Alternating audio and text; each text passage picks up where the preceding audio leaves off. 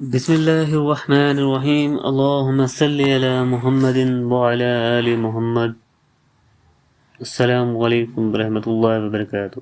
ایک سفید سام کا عجیب واقعہ۔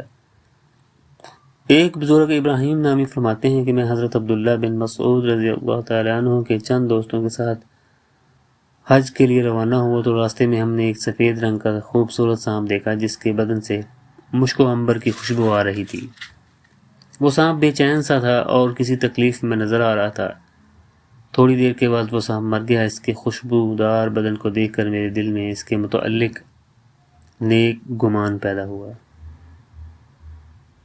اور میں نے اسے ایک کپڑے میں لپیٹ کر راستے سے الگ ایک اچھی جگہ دفن کر دیا۔ پھر ہم آگے بڑھے اور نماز مغرب سے پہلے ہم ایک جگہ بیٹھ گئے۔ تھوڑی دیر ہوئی تو ہمارے پاس 4 عورتیں آئیں۔ ان میں سے ایک بولی کہ تم میں سے عمر کو کس نے دفن کیا ہے؟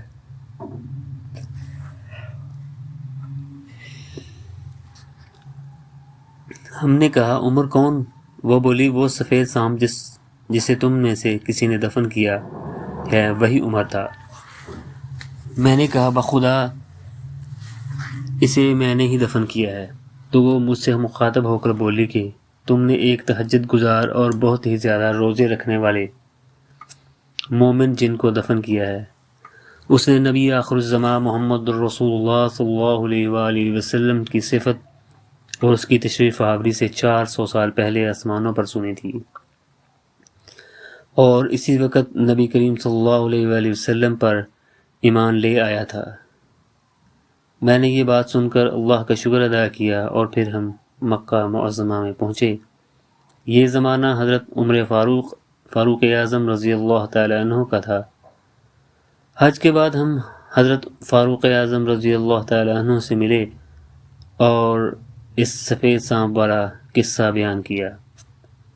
وہ حضرت فاروق اعظم رضی اللہ تعالی عنہ نے فرمایا تم نے سچ کہا ہے، میں نے حضور صلی اللہ علیہ وآلہ وسلم سے بھی اس جن کا تذکرہ سنا تھا۔